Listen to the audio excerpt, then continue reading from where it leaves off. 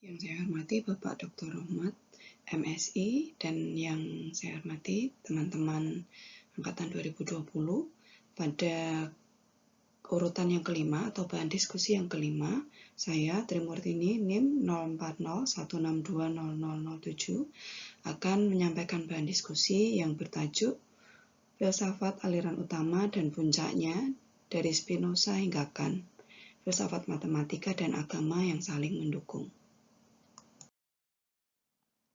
Sebagai pendahuluan, saya antarkan bahwa salah satu keunggulan manusia jika dibandingkan dengan makhluk ciptaan Tuhan yang lain adalah manusia memiliki kesadaran diri. 3 unsur penting dalam kesadaran diri adalah akal, insting, dan hati nurani. Manusia yang beragama memiliki tambahan bekal lain, yaitu petunjuk dari Tuhan Yang Maha Esa.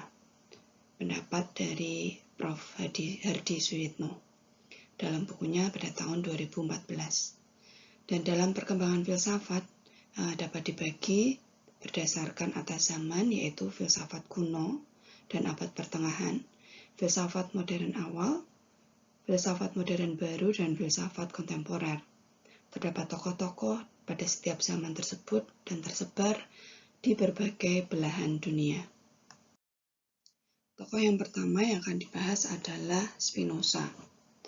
Dalam bukunya yang pertama, Tractatus Theologico Politicus, dalam buku ini membuat skandal pada ortodok Amsterdam. Jadi seperti Descartes, Spinoza percaya bahwa harus ada alasan yang membimbingnya dalam memahami dunia.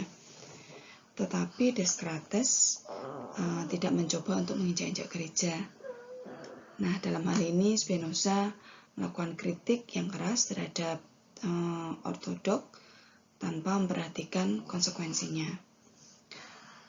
Dalam buku Traktus ini merupakan contoh pertama yang kemudian dikenal sebagai kritik terhadap Alkitab.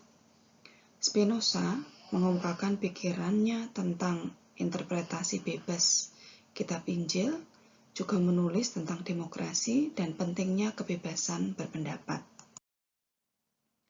Dalam bukunya yang lain, yaitu Ethics, judul lengkapnya Ethica Ordino Geometrico Demonstrata, yang merupakan karya utamanya, ditulis dengan maksud untuk membantu mengurangi penderitaan orang-orang yang menganut suatu keyakinan. Dalam buku ini diajarkan agar seseorang mampu memahami hal itu sangat penting untuk bisa bersikap mandiri dan bebas dari seluruh fanatisme yang membelenggu. Spinoza tidak menulis secara eksplisit tentang filsafat matematika, tetapi dia mempunyai pengaruh yang utama dalam filsafat umum dan menarik untuk menduga bahwa apa yang dipikirkannya tentang matematika. Ketika Spinoza ingin mengatakan sesuatu itu tidak diragukan lagi, dia mengatakan bahwa hal kepastian seperti jumlah sudut pada sebuah segitiga sama dengan 2 sudut siku-siku. Teorema Euclid yang akrab dengan paradigma ini tidak terbantahkan, tetapi untuk fakta yang tidak dapat disangkal, ini dinegasikan dalam geometri non-Euclid. Peran penting Spinoza dalam filsafat matematika adalah kontribusinya dalam mendiskreditkan kitab suci dan wahyu, dan akhirnya mensekulerkan sains. Dengan melakukan ini, dia membantu menciptakan dilema modern dalam filsafat matematika. Tokoh yang kedua adalah Leibniz. Gottfried Wilhelm Leibniz adalah filsuf dari Jerman, ahli matematika, juga penasihat politik. Mempunyai peran penting baik sebagai ahli metafisika, sebagai ahli logika, dan penemuannya khususnya mempunyai peran penting dalam kalkulus diferensial dan integral. Penelitian membawanya untuk menemukan jiwa di satu titik bahwa kemajuan baru menuju monad dan mengembangkan jiwa, prinsip alasan yang memadai, bahwa tidak ada yang terjadi tanpa alasan. Dan dalam meditasinya dalam teori yang sulit tersebut, terkait dengan masalah yang dihadapi, yaitu dalam optik, ruang, dan pergerakan. Pada buku yang diterbitkan tahun 1671 berjudul Hipotesis Fisika Nova atau Hipotesis Fisika Baru, dia menegaskan bahwa gerakan tergantung, seperti dalam teori astronomi Jerman John Kepler, tergantung pada tindakan roh atau Tuhan.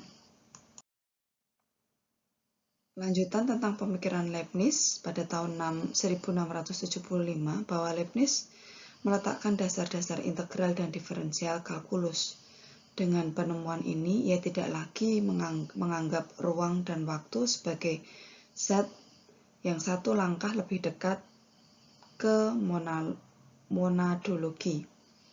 Dia mulai mengembangkan gagasan konsep eksistensi dan gerak yang mengandung unsur imajiner. 1 tahun kemudian, 1676, Leibniz menjadi pendiri formulasi baru yang dikenal sebagai dinamika, yang menggantikan energi kinetik untuk konservasi gerakan. Leibniz dapat dianggap sebagai pendahulu bagi Kant, yaitu tokoh filsuf yang lain, karena dia mencoba menemukan landasan bersama untuk moral. Akan tetapi, pada etika Kant sangat berbeda dalam banyak hal dengan Leibniz. Misalnya, Kant bersandar pada kesukarelaan, sementara Leibniz sangat kritis terhadap kesukarelaan. Tokoh yang ketiga adalah Berkeley. Dia seorang kritikus yang brilian dari para pendahulunya, yaitu Descartes, Malenbranche, dan Locke Berkeley, yang lahir pada 1685 di daerah Kilkenny, Irlandia. Pada bukunya The Analyst tahun 1734, merupakan satu-satunya kritik filosofis yang menantang matematikawan sebagai matematikawan. Analis merupakan serangan terhadap kalkulus diferensial Newton dan Leibniz. Dia mencoba mencela klaim ahli matematika bahwa segmen garis dapat dibagi menjadi sub-segmen yang pendek, karena itu ruas garis akan memiliki banyak bagian yang tak terhingga, tetapi itu tidak terbayangkan oleh orang yang berakal sehat. Tokoh yang terakhir adalah Immanuel Kant. Filsafat klasik mencapai puncaknya pada akhir abad ke-18. Metafisika Kant adalah kelanjutan dari pencarian Platonis akan kepastian dan keabadian dalam pengetahuan manusia. Matematika adalah pusat dari Kant. Dalam The Critique of Pure Reason, Kant memberikan alasan pada contoh-contoh yang telah disebutkan, yaitu 3 bahasan utamanya adalah yang pertama, intuisi tentang ruang sebagai dasar dari geometri. Yang kedua, intuisi tentang waktu, dasar dari aritmatika. Serta intuisi yang ketiga, yaitu intuisi moral sebagai fondasi dalam agama.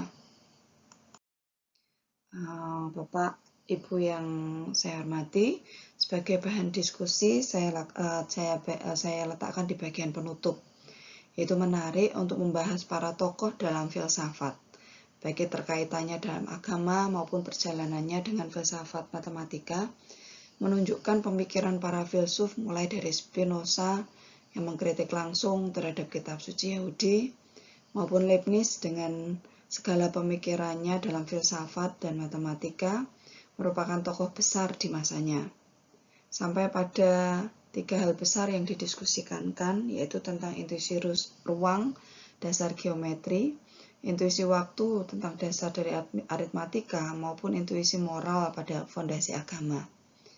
Jadi arus utama dalam filsafat membawa saya pada pemahaman dalam matematika dan pengetahuan tentang hal-hal yang tidak pernah dapat diamati. Setidaknya dalam hal ini, inilah sudut pandang alami ketika kita tidak mencoba untuk menjadi seorang filsuf. Demikian yang dapat saya sampaikan sebagai bahan diskusi yang kelima. Kurang lebihnya saya mohon maaf. Saya ucapkan terima kasih atas perhatian Bapak Ibu semuanya.